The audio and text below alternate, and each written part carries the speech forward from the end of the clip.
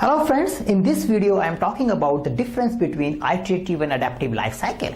Now before we discuss these two life cycles, let's discuss the predictive life cycle. In a predictive life cycle, we predict the complete flow of the project.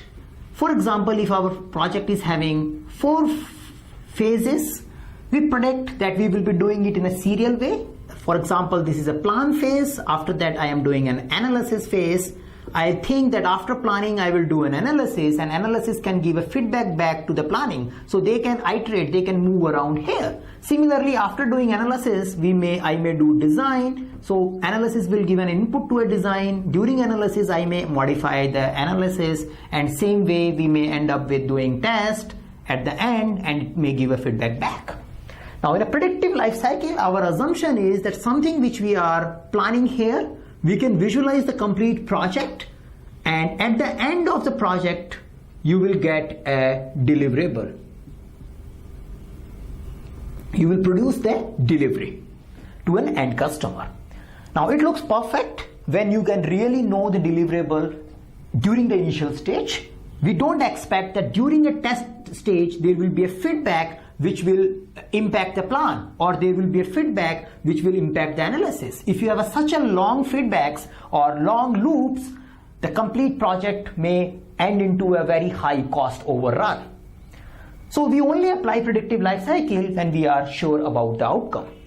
So what to do when we are not clear, when we are not sure? We can go to an iterative life cycle. In iterative life cycle, rather than doing things in a one serial phase, we may divide this into multiple iterations. So for example, this was a 1-year project. We may divide it into 4 quarters. And in every quarter, we may do the same thing in a sequence, but at the end of the quarter, there is a deliverable, which is going to the end customer.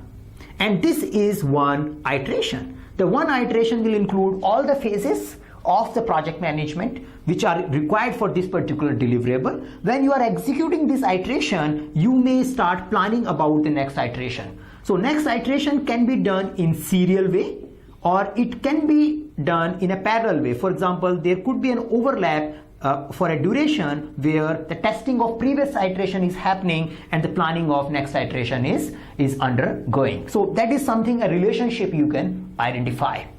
Now, why do we do an iterative life cycle? It helps us in taking customer feedbacks in advance. It helps us in giving customer delivery in a shorter time frame. In this particular case, we are giving delivery at the end of the year. Here we can give a delivery at the end of 3 months. So when we are not clear how the customer will react to our deliveries, better to follow an iterative development approach and take the customer feedbacks in account. So what is an adaptive life cycle then?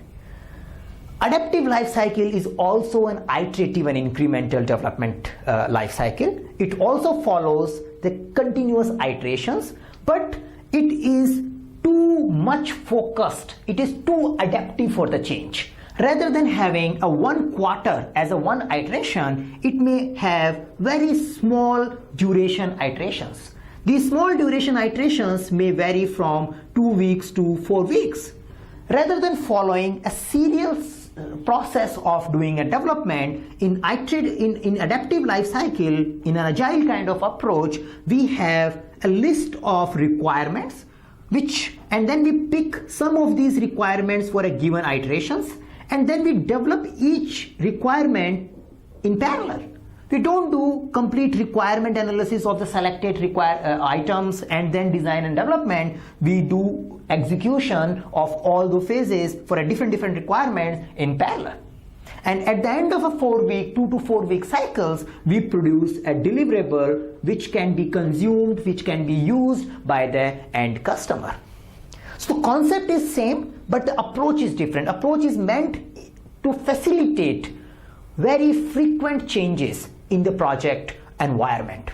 So nowadays, many organizations, especially the software organizations, are moving towards agile because they are finding it difficult to predict the customer behavior even for 1 quarter.